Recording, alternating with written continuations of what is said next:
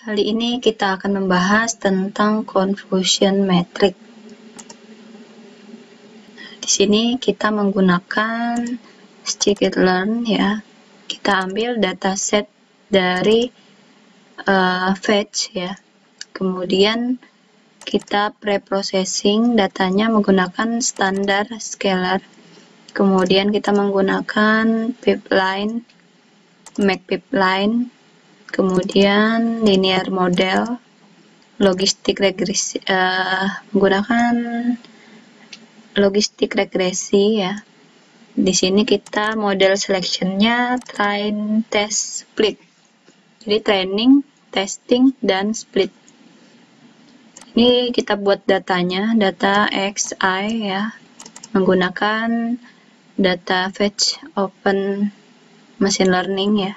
Data ID-nya 1464, return-nya 2, kemudian data training, data testing, ya, kemudian ini data training yang Y, data testing yang Y. Jadi XI, training dan testing split, satisfy-nya Y. Kemudian kita membuat make pipeline ya, standar scalar, logistik regresi, randomnya 0. Nah, ini tampilan outputnya, pipeline, step, standar. Nah, jadi yang kita panggil untuk importnya tadi ya, jadi berhasil. Kemudian kita lanjut, kita mau bikin confusion metric. Nah, di sini. Jadi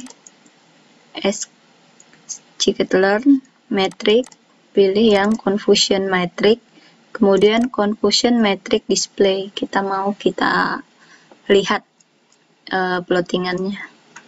Nah, ini yang prediksi Y ya, kemudian data testing, dan data prediksi dari data yang sudah kita panggil. Nah, confusion metric display-nya kita plotting, hasilnya seperti ini. Predicted label, true label ya, X dan Y. Nah, di sini ada datanya 5, 4, 40 dengan 138. Nah, kemudian kita membuat di sini ada ROC kurva. Nah, untuk menampilkan ROC kurvanya. Biasanya kalau confusion metric ya, itu temannya yang familiar menggunakan plottingan dari ROC kurva ya. Nah, ini biasanya untuk klasifikasi ini sering muncul.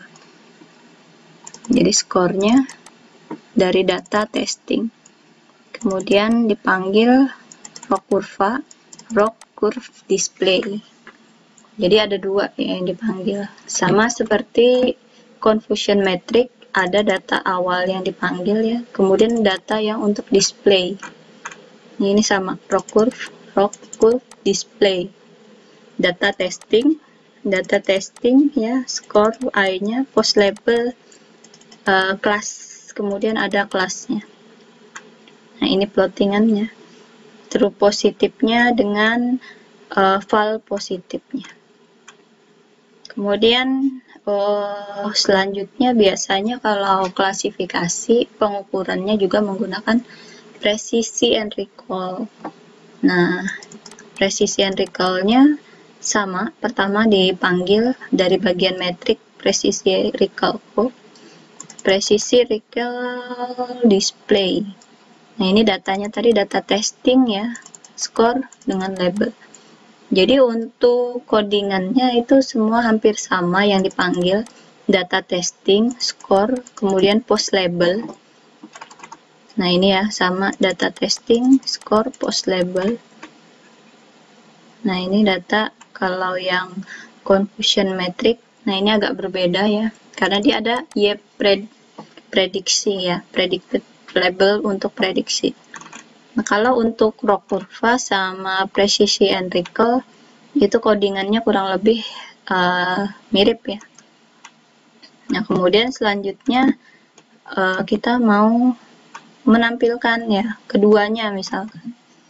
Nah, tinggal seperti ini. Jadi rock display dengan precision display. Kita bandingkan seperti ini. Nah, ini cara ya untuk menampilkan untuk pengukuran data. Jadi ada menggunakan confusion metric, ROC kurva, dengan precision and recall. Semoga bermanfaat.